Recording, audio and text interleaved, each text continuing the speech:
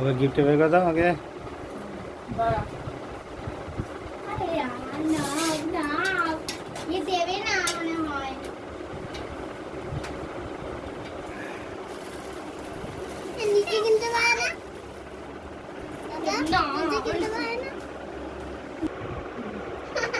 ঠিক আছে, হ্যাঁ করবি না, এদিকে তাকা,